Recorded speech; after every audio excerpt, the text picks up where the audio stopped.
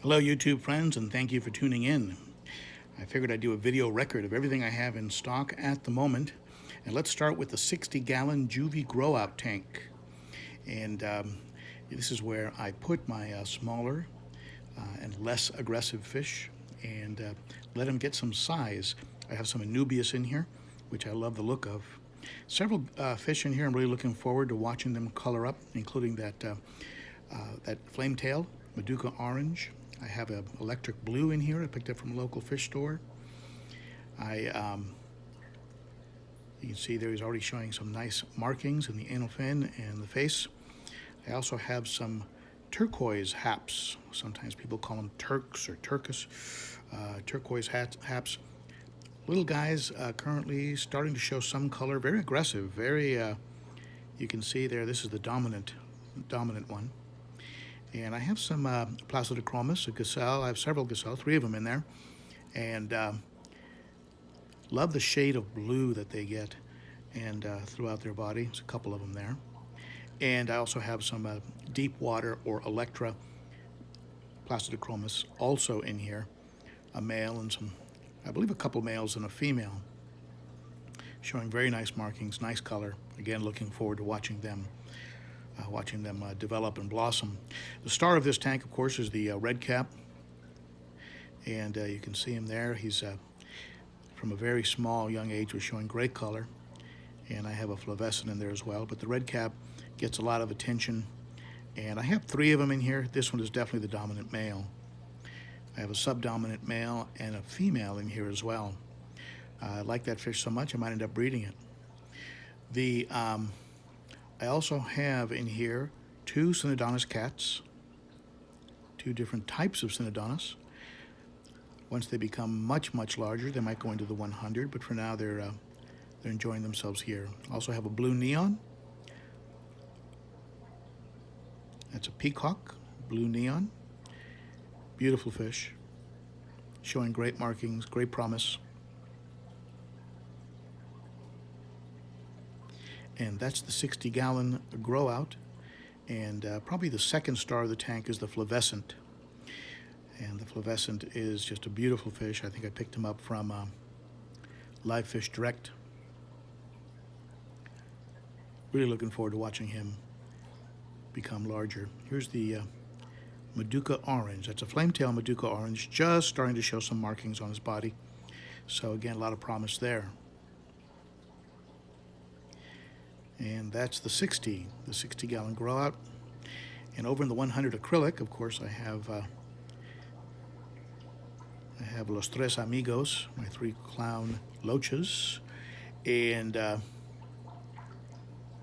just a wild assortment of other fish, all Lake Malawi, except of course for the loaches and the albino pleco. But I have 3 of these Buccochromis notatanias, very small guys. Even though they're small, they would be too aggressive for the 60-gallon. They can be very, very mean. You can see here with the beautiful anal fin right there, that is a homegrown Taiwan reef.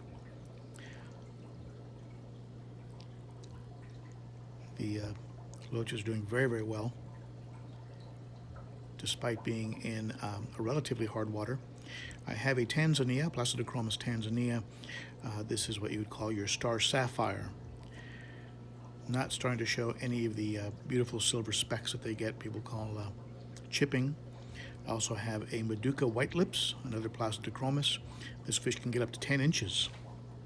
So eventually he'll probably have to go into the 135. We'll see. Not sure if I want to put him in with predators. I have an eye biter in here. This eye biter has more or less doubled in size in the last maybe 2 to 3 months. Putting on good size, hoping it's a male. Can't tell just yet. The Autopharynx tetrastigma, recovering from the beating he got from the polystigma, is in this tank and will probably remain in this tank. He was the boss of the 135. I also brought over the Johnsoni, the Placidochromis Johnsoni, if that's how you pronounce it, and he's doing well in here. Looks good, good color in the face, and still maturing, getting older, and putting on more color. That's the Taiwan reef there. He's taken a few shots because he was kind of bumped in the pecking order by the tetrastigma. As he started to recover, he started to assert himself. Looks like the eye biter was going after him too. This is one of the Buccochromuses in here, and you can see this one has very nice markings. I'm thinking for sure this one's a male. Eventually he'll have to go to the 135. They can get well over 10 inches.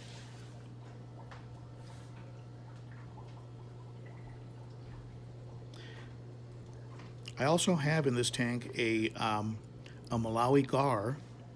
I call him Jack Sparrow. He is missing one eye. You can see it there from the Colomaris bacteria that I had to battle. He survived. He looked like he was on death's door, but he made it, and but lost an eye in the process. I decided to go ahead and keep him. I also have a bristle or bushy-nosed pleco in here. You can see him sitting there in a hammock. He rides that leaf there. And he'll probably come over to the 135 for reasons that you'll see in a minute. But very nice pleco. Does very well in here. Likes to hang on the side of the algae scrubber to pick off little. And there's also an Otopharynx ovatus in this tank, a cousin to the tetrastigma. He should be coloring up real nice.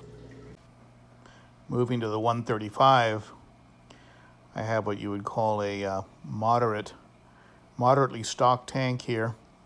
And we'll start by focusing on the Nimbochromis venusis, who is looking great, developing a very nice yellow blaze on the forehead, getting some blue in the cheeks, and some very nice color along the edges of the fins, dorsal, anal, tail, just turning into just a beautiful specimen, putting on a lot of size, and was considerably smaller than a lot of the fish previously and has caught up. The boss, of course, is the Nimbochromis polystigma, who you can see here.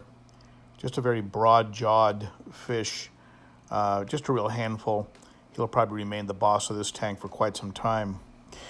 The Taiwan reef, not really a predator hap, and a bit out of place, but because he's so huge, I really have no place for him. He's pushing about 7 inches, which is really large for a Taiwan reef.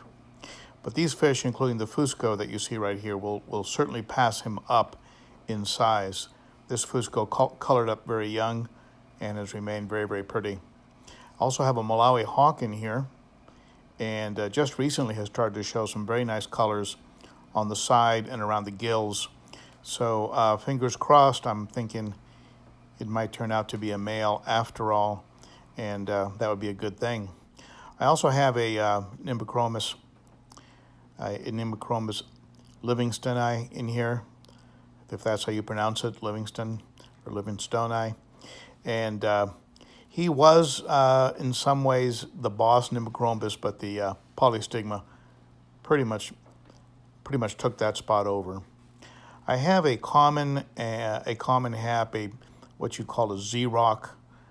This is just a very nice fish. Has turned out to be a very hardy fish, and beautiful markings, nice yellow blaze, nice black and yellow on the dorsal, blues and purples in the body. Very pretty fish, but he will be too small for this tank eventually, so he'll have to go into the 100.